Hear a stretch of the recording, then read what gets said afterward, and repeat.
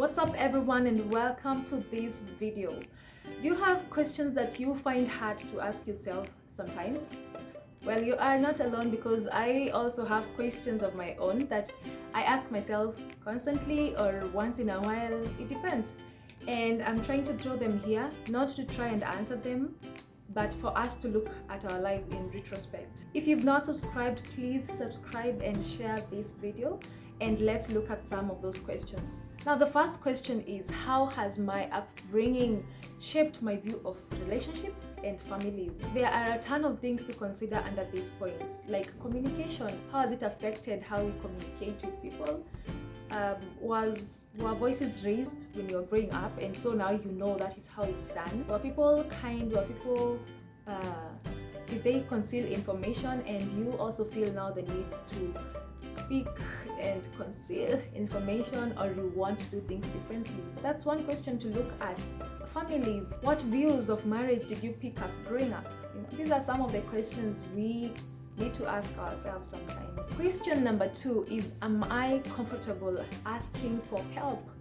And it's very important to think about this question, because when you ask for help, it shows your vulnerability. And in one of the videos, we talked about relationships, and we say that for any deep and meaningful connection to happen, someone has to be vulnerable. We have to be vulnerable. Sometimes asking for help shows that we are vulnerable before people, and this means that we are letting them in into some of the things that are our weaknesses. Sometimes we might not want to ask for help because we are afraid of being a burden to others. I could throw in something maybe to help us out with this. Sometimes I think it actually depends with how we do it. If you ask for help in a way that does not burden people and in a way that is clear, people will find it easy to help you. And this is what I mean. If you have maybe a project you are working on and you need assistance, you bring it up to people by explaining to them, this is what I'm thinking about, and this is the far I have come, and this is where I was hoping you could come in. People can't read our minds, and they won't know if we need help sometimes. We talked about passive aggression. You could be angry because you don't have money, but if you don't speak it up, how will someone know that you are in need of money? You have to say it. You have to be very clear when you are asking for help. The third question is, what gives us the greatest sense of joy? Now, for this one, I'm saying actively seek your joy. That is what matters. This one determines how you respond to different other things. Find things that are fun-filled and engage in them. We don't have to do things that are goal-oriented at all times. Sometimes there is room for fun, and just do things that will give you joy and that will that will light you up. And it's very important. And while at it, please block things that do not bring you joy. Remember, we talked about toxic situations.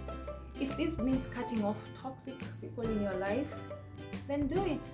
If it means you not carrying work at home, please do it. Block things that will take away your joy. You need to preserve your joy at all times. Now, this fourth question I think is particularly important, and you'll get to know why in a second.